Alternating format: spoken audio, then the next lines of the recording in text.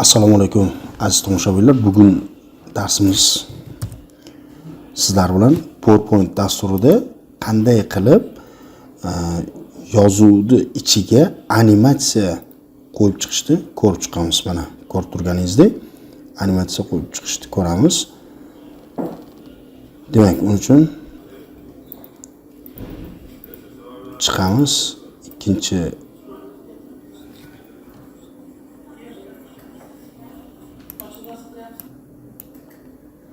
figura tanlaymiz va figurada to'rtburchakni tanlaymiz. Mana qarang.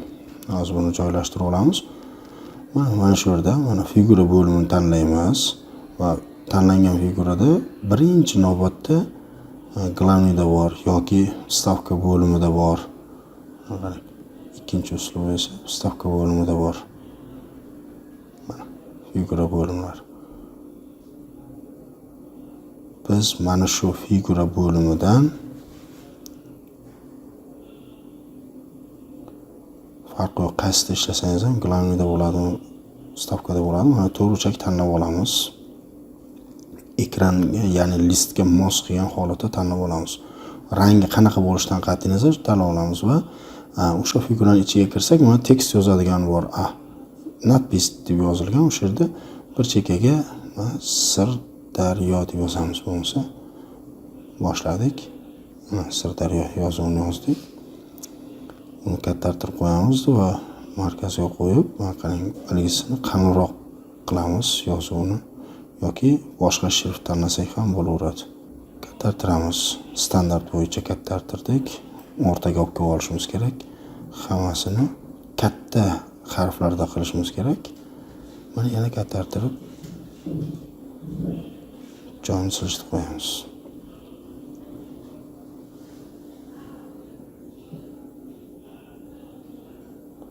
Mana markazga joylashtiramiz. Endi shu olgan yozuvimizni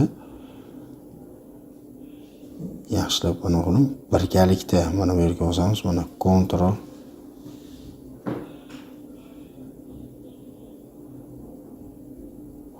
bilan birgalikda sichqonchani bosamiz. Ya'ni sichqoncha.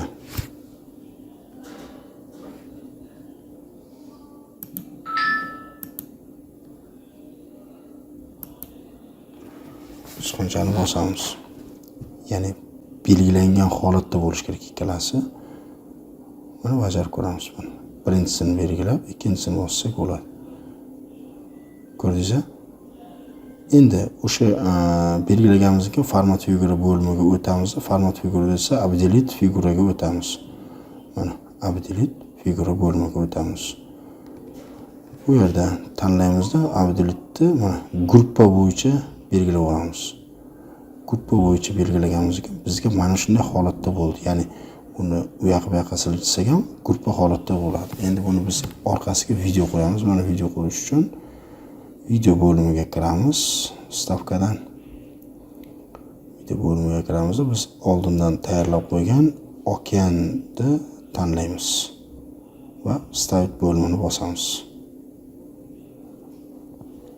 Mana bizga o'sha okean tushdi. Endi bu okeanni orqa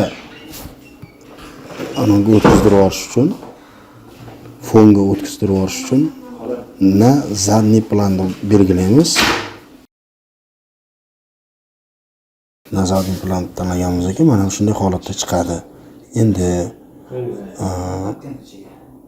mana kattartirib ko'ramiz. Rangini o'zgartirishimiz mumkin. Mana format figuraga kiramiz, rangini o'zgartirdik. Xohlagan rang qo'yishingiz mumkin. Bu yerda o'zingizga mosini tanlab qo'yganimizdan keyin konturni olib tashlashingiz mumkin. Ya'ni net konturni olsak, mana chekka chiziqlar umuman yo'q bo'lib qolishi mumkin. Mana ko'ramiz, pakazat qilib probni bosib olsak bo'ldi.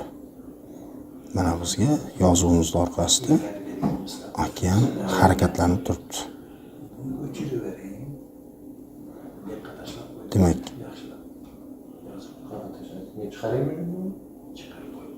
bugungi darsimiz shundan iborat.